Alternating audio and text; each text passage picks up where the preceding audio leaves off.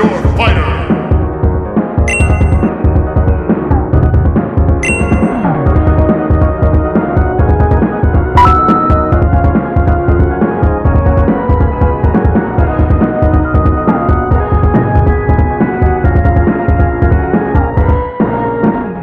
Mascis versus Mascis.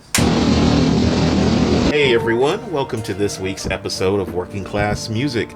Today is a very special episode because we're filming this on a Monday, and I like to call this the Mascis Monday Shootout. For those of you who can't tell, we have the Jazzmaster signature guitars, and today's episode we'll be going over them. But first, if you don't know who Jazzmaster is, I'm Jay Mascis from Dinosaur Jr. he is one of the godfathers of 90s alternative rock. He's from a little band called Dinosaur Jr. You may have heard of them. If you haven't, you should feel the pain. That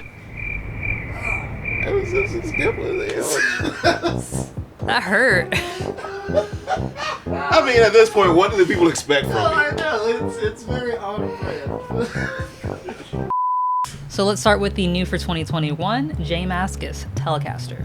The Mascis Telecaster recreates Jay's favorite guitar, an original 58 top-loader Tele, which he recorded most of his lead work with throughout his career.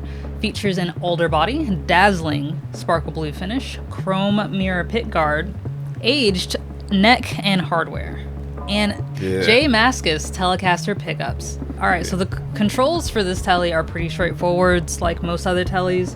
You have a master volume, a master tone, and a three-way switch. But there is something a little bit different with this. In the middle position, it's both pickups, but out of phase. So it does create a very different tone than a regular wired Telecaster. Is there like a volume drop with that? Yes, there is, and you will notice that when we get to these sound demos. So, with the Tele out of the way, onto the Mascis Jazzmaster, spec'd out by Jay himself. This is based on a late 50s era Jazzmaster, and this signature model is probably the most popular Jazzmaster that's been out in the last 10 years, and with good reason. It sounds good. You have a basswood, bass like the fish, basswood. You have a basswood body.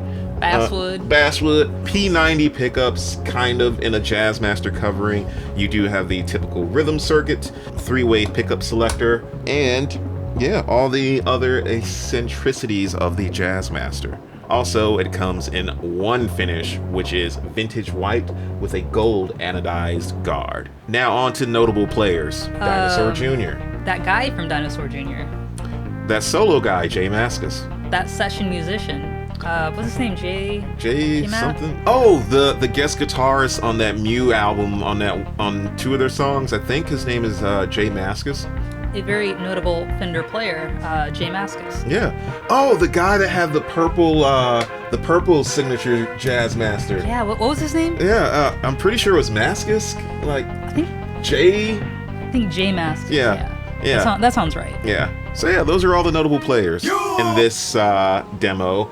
This is actually kind of cool because I have yet to play that one, so I'm in the hot seat. Tia's had this for a good little bit, and I am very curious of how this Tele sounds because outside of a Jazzmaster, Teles are my favorite. So, on to the sound.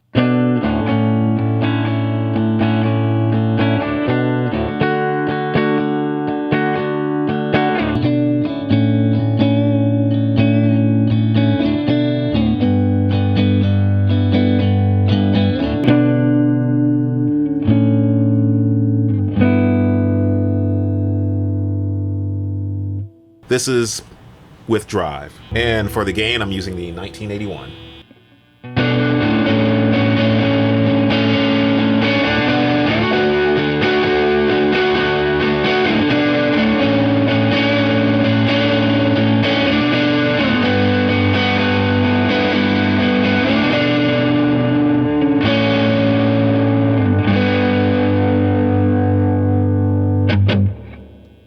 I think I can manage. I'll try.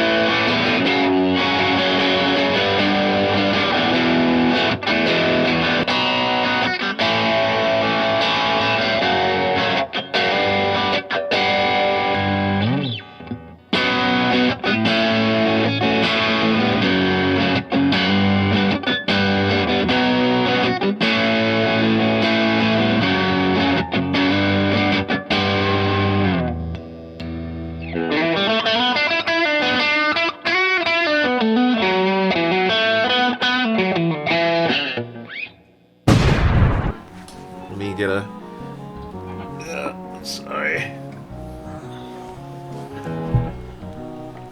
All right, so I'm kind of joyfully in the hot seat because, unlike Tia, this is my first time with the Mascis Telecaster. Yeah, this is just going to be my first initial reaction on it.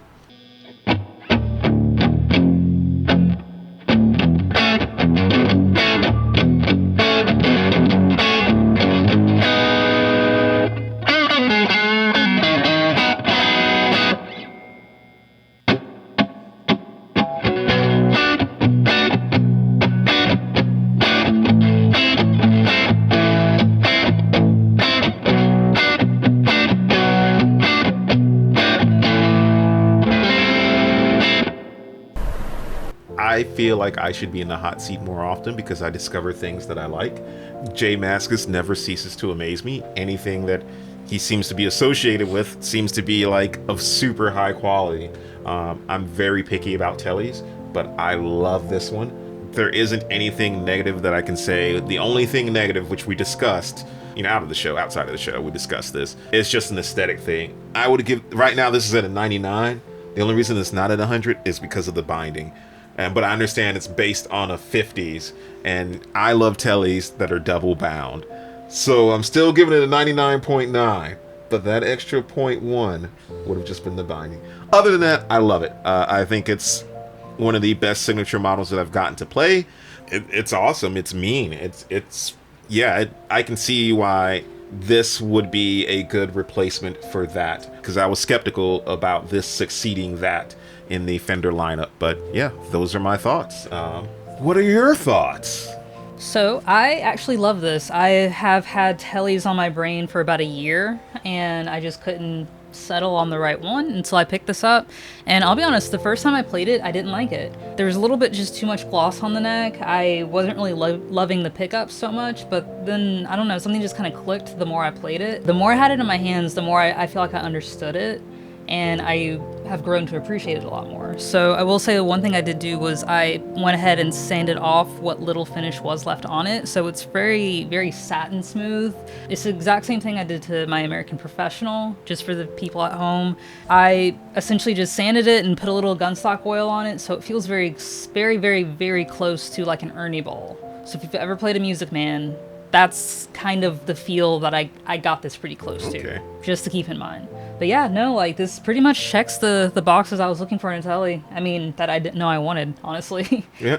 Well, I guess with that said, I guess who would recommend these for? If you are not a fan of the Jazzmaster or its eccentric natures, which to me are not that difficult, but to some people they might be, the Tele is for you. I think the Tele covers everything in a more simple, easy to use package. So if you have around $1,400 to spend, go with that. If you are on a budget but still love Mascis, this is the guitar for you. Right now, these are pretty much still in stock everywhere despite being discontinued. So yeah, I would pick one up. You can't go wrong with either or. They're both fantastic guitars, and really the only big thing you got to decide is how much you want to spend and if you want a Tele or a Jazzmaster. So don't forget to check out our Patreon. Hit us up on Instagram because we are being a little bit more active on there. Yeah, and we're engaging in polls. So if you'd like to have a voice into what we review or cover in a future episode, definitely hit us up on Instagram. Low key, I'm trying to like pan out the whole Jags thing, hold that out as long as possible.